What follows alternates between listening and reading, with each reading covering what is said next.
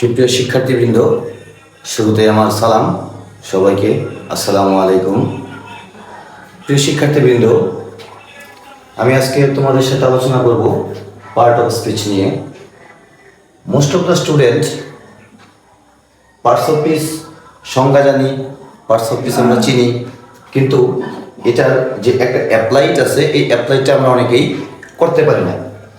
আর যদি তোমরা parts of স্পিচের applied না জানো, তাহলে উইথ লো, উইদাউট লো, এমনকি প্রিফিক্স সাফিক্সের আনসার তোমরা সঠিকভাবে করতে পারবে না। আর আমি আজকে তোমাদের সাথে সেই বিষয়টা নিয়েই আলোচনা করব। আমরা সকলেই জানি পার্ট অফ স্পিচ 8 প্রকার। এটা আমরা সবাই জানি: noun, pronoun, verb, adverb, adjective, preposition, conjunction and last is one interjection. কিন্তু এগুলোর মধ্যে এদের যে অবস্থান, এরা কোথায় বসে, কোথায় বসে না, এই বিষয়টা আমরা অনেকেই বুঝি না, অথবা এই বিষয়টা নিয়ে আমরা অ্যাপ্লাই করি না। আজকে তোমাদের সাথে আমি সেই বিষয়টা নিয়ে আলোচনা করব।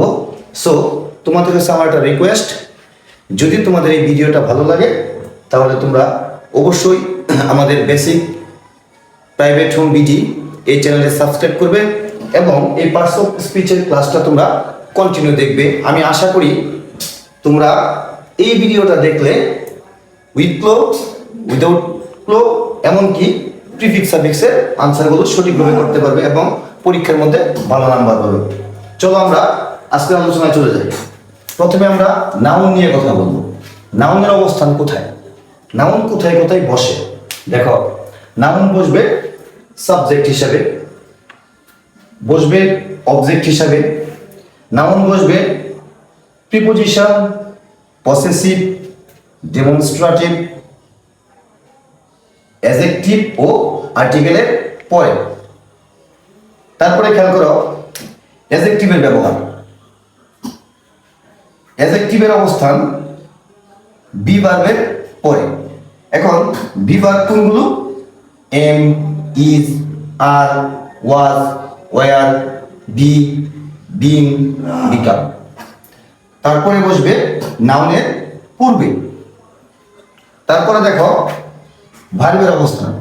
ভার্ব কোথায় কোথায় বসে? ভার্ব বসে সাবজেক্টের পরে এবং টু এর পরে।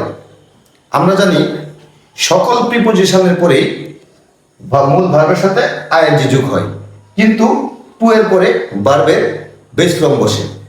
প্রিয় শিক্ষার্থীবৃন্দ, আমরা এই নাউনের যে অবস্থানগুলো আমরা এখানে লিখছি এবং অ্যাডজেক্টিভের ব্যবহারগুলো যে আমরা লিখছি এবং ভার্বের অবস্থানগুলো যে আমরা লিখছি, এটা কিভাবে একটা সেন্টেন্সের মধ্যে আমি আইডেন্টিফাই করব এবং কিভাবে চিনব যে এটা নাউন হিসেবে বসছে, এটা অ্যাডজেক্টিভ হিসেবে বসছে এবং এটা ভার্ব হিসেবে বসছে। তোমরা যদি কন্টিনিউ এই ক্লাসটা করো, তাহলে আমি পরবর্তী ক্লাসে তোমাদেরকে একবারে অ্যাপ্লাই করে দেখিয়ে দিব একটা সেন্টেন্স লিখে সেই